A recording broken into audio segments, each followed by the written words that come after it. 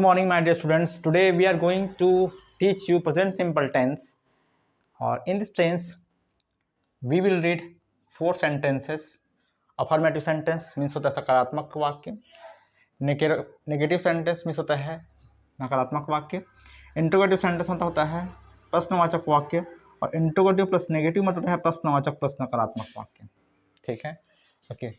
Present means होता है वर्तमान. सिंपल मीन्स है सामान्य. और टेंस मीन्स होता है काल. ठीक है. इसको आप ऐसे भी सकते हैं, सिंपल यानी सामान्य, या फिर आप वर्तमान सामान्य काल भी बोल सकते हैं, या फिर सामान्य वर्तमान काल बोल सकते हैं. एक ही बात है. यहाँ मैं कुछ आपको ये बता दूं कि ऑब्जेक्ट क्या है, सब्जेक्ट क्या है. से यहाँ पर जो सब्जेक्ट है, सब्जेक्ट्स ये सब है, ये सब सिंगुलर सब्जेक्ट्स हैं. ये सब क्या है? प्लूरल सब्जेक्ट हैं. सिंगुलर सब्जेक्ट मीन्स होता है एक वचन वाले, जैसे कि ही, सी, इट, नेम. सिंगुलर यानी एक की बात कर रहे हैं. और प्लूरल मीन्स होता है बहुवचन, जिसमें एक से ज़्यादा की बात करते हैं. हालांकि देखा जाए आई और यू जो दोनों हैं सिंगुलर में गिनती आना चाहिए, बट ये अपवाद है, मानसी एक्सेप्शन है, समझ जाइए. आई और यू सिंगुलर होते हुए भी प्लूरल की कैटेगरी में गिनती आते हैं. और वी, दे भी जो है प्लूरल सब्जेक्ट हैं.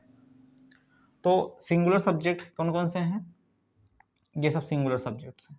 अब सेंटेंस देखते हैं. सबसे पहले सब्जेक्ट है, और फर्स्ट फॉर्म में, वर्ग का फर्स्ट फॉर्म है ये में S E S plus object है. तो सब्जेक्ट क्या होता है? मान लो हमने सब्जेक्ट लिख दिया आई. ठीक. उसके बाद वर्ग का फर्स्ट फॉर्म मान लो वैसे लिख दिया प्ले. आई प्ले हो गया आई प्ले. मतलब क्या होता है? आई प्ले मीन्स मैं खेलता हूँ. ठीक है. कैसे पता चला आई प्ले मीन्स मैं खेलता हूँ होता है कि मैं खेलूंगा? कैसे पता करना है? आप यहाँ पहचान आपको देखना पड़ेगा. ठीक है. इसका पहचान क्या है? इसका पहचान है ता के साथ है, ता है, ती है और ते है. ता है, ती है, इसका पहचान है. तो आई प्ले, सब्जेक्ट आई हो गया और फर्स्ट फॉर्म हो गया प्ले, तो मैं खेलता हूँ हो गया. उसके बाद एस ई एस लगाना है. हाँ, तो एस ई एस लगाने का वाला क्या है? सब्जेक्ट लिखा था, सब्जेक्ट लिख दिया. वर्ग फर्स्ट फॉर्म लिखा था, वर्ग फर्स्ट फॉर्म लिख दिया. उसके बाद यहाँ पर क्या बोला जा रहा है कि वर्ग फर्स्ट फॉर्म में एस या ई एस लगाओ.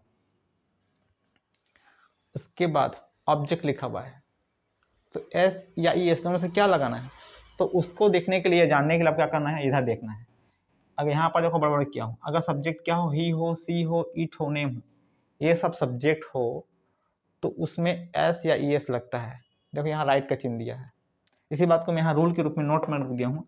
अगर सब्जेक्ट सिंगुलर हो तो वर्ब के अंत में एस या ई एस लगता है या लगाया जाता है.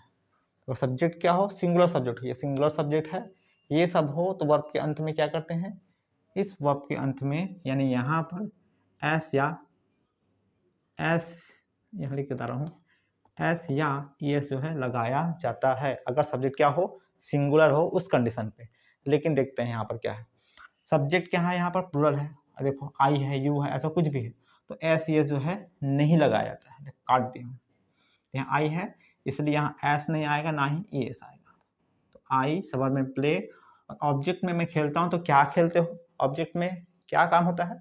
तो क्रिकेट खेलने काम होता है. तो मैं यहाँ लिख दिया क्रिकेट हो गया. तो आई प्ले क्रिकेट, क्रिकेट खेलता हूँ.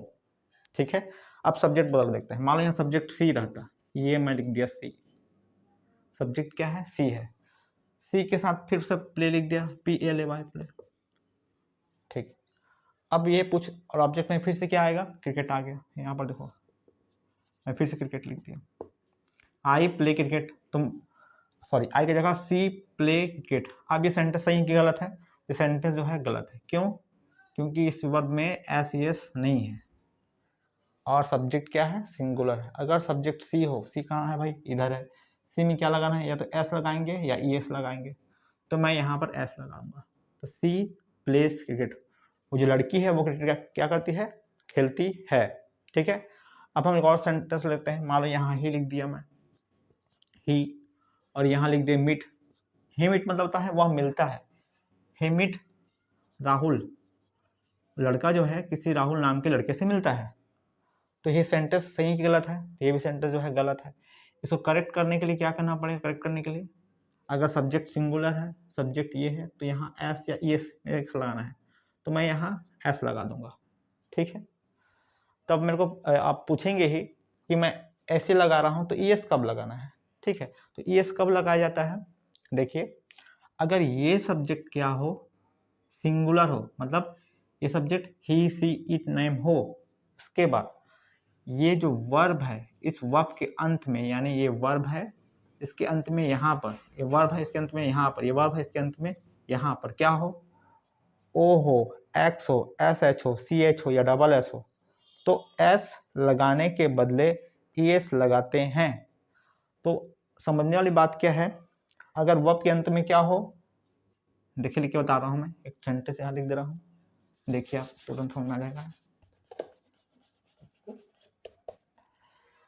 अगर सेंटेंस ऐसा लिखा हुआ है, सब्जेक्ट है सी और यहाँ catch, C A T C H, और यहाँ लिखा है बॉल, अब सेंटेंस सही गलत है, तो सेंटेंस में एस लगाना है कि एस लगाना है, यहाँ पर मैं एस लगा दिया, क्या ये सही है, हाँ ये पक्का जो है सही नहीं है, ये गलत है।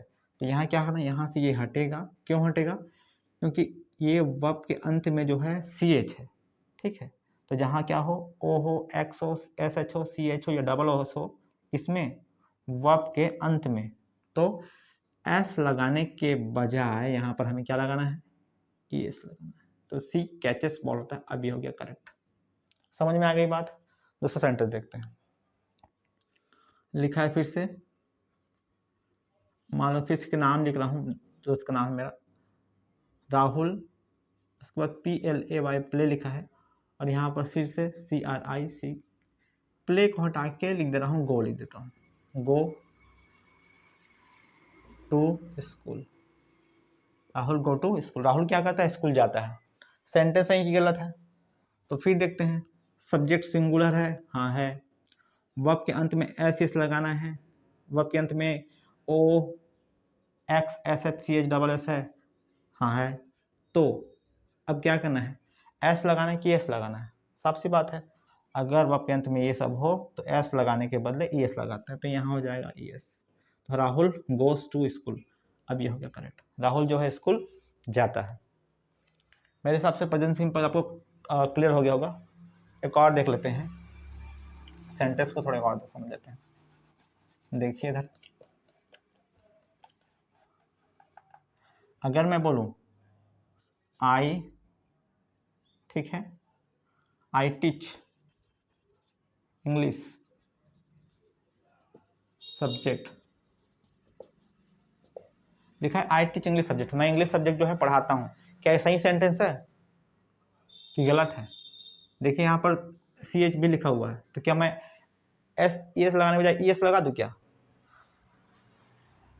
अगर मैं यहाँ ई एस लगाता हूँ, लास्ट में सी एच है, तो ये सेंटेंस जो है गलत हो जाएगा, क्योंकि इस जो पार्टिकुलर वर्ब है इसके अंत में सी एच तो है, बट सब्जेक्ट जो है इसका क्या है, देखो सब्जेक्ट क्या है, आई है, यू है, वी है, एक सब्जेक्ट है, तो ना एस लगाना है ना ही आपको ई एस लगाना है, आपको खाली क्या करना है, इसको ऐसे ही छोड़ देना।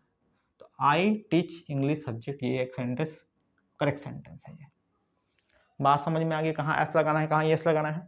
अगर सब्जेक्ट क्या हो, ही सी इट नेम हो, तो वर्ब के अंत में एस ई एस लगता है, लेकिन ई एस पार्टिकुलर कब लगता है, जब वर्ब के अंत में क्या हो, ओ हो, एक्स हो, एस एच हो, सी एच हो या डबल एस हो, तो एस लगाने के बजाय हम वहाँ पर क्या करते हैं, ई एस को लगा देते हैं।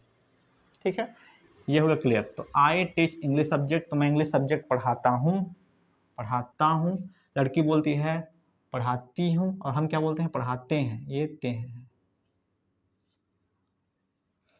नेगेटिव देखते हैं, ओके, सब्जेक्ट आई लिखा था तो मैं आई लिख दिया सब्जेक्ट में, अब आई के साथ डू लगाना है या डस लगाना है, तो अब देख लेते हैं, मैं आई के साथ क्या है, डू है, अगर सब्जेक्ट क्या हो, आई हो, यू हो, वी हो, दे हो, तो आपको डू लगाना है, सब्जेक्ट ही हो, सी हो, इट हो, और किसी का भी नाम हो, तो आपको डस का यूज़ करना है।